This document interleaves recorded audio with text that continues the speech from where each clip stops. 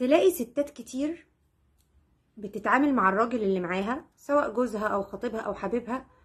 باهتمام زايد قوي لدرجة صعبة. تاكل ايه وما تاكلش ايه؟ لا يا حبيبي انت هفتاني اليومين دول، انت لازمك بروتين، لا مش عارفة انت محتاج تشرب عصاير، لا الجو بيمطر اوعى تنزل، لا انت بتكح عندك برد، طب ازاي تنزل تروح الشغل؟ لا يا حبيبي تتنكس زيادة، تكلم مين ما تكلمش مين، يلبس ايه الدرجات الالوان اللي يلبسها، يعني مهتمية بيه بشكل فظيع. ايه اضرار الاهتمام الزايد بالراجل؟ اولا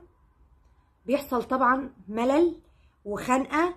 في العلاقة ديت من كتر الاهتمام،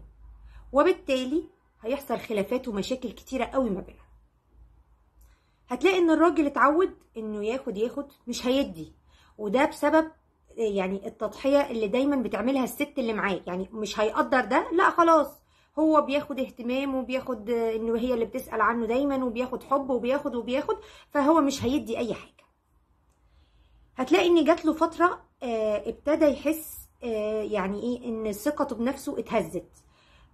شخصيته ضعفت من كتر ما في دايما حد هو القائد بتاعه، هو اللي بيقول له تعمل ايه وتاكل امتى وتروح فين وتكلم مين، فهو ثقته بنفسه بتتهز، ودي طبعا حاجة مش كويسة. هتلاقي ان جالهم كده وقت ان هما الاتنين الطرفين انعزلوا عن العالم كله، ما بقوش يخرجوا مع الناس اللي يعرفوها، اصحابهم قرايبهم معارفهم، الوقت كله بيقضوه سوا للعلاقة دي، يعني بقوا في حتة تاني خالص كأنهم عايشين وحديهم. هيجي يلاقي ان هو ما بقالوش اي مساحة شخصية، مش عارف ياخد نفسه، ودي طبعا حاجة غلط، لانه اي علاقة صحية لازم يكون فيها كل واحد فيهم ليه مساحة شخصية، يعبر عن آرائه عن أفكاره، يختار أصحابه، يختار أي حاجة هو عايزها، يروح المكان اللي هو عايزه، لازم يبقى لنا كل واحد مساحته الشخصية في العلاقة. هتلاقي إن هو لقى نفسه بقى يعني محطوط تحت ضغط عصبي رهيب، فده ممكن يسبب له فشل في حياته، في أي حاجة، في شغل، في مشروع بيفتحه، بيعمل دراسات عليا يفشل، حتى في اختياره لاصحابه واختياره حتى بلوفر يلبسه، يحس ان هو مش عارف يعمل دوت. وطبعا نتيجة ان نفسيته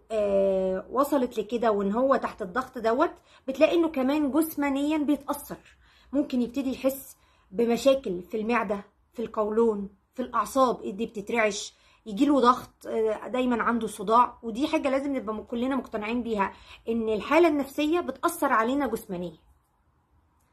هتلاقيه انه بيبتدي يهرب من انه يظهر معاها في اي مكان، انه يخرج معاها قدام الناس، لان هي بتحرجه بالتصرفات اللي بتعملها، ان هي بتتعامل معاه كأنه طفل،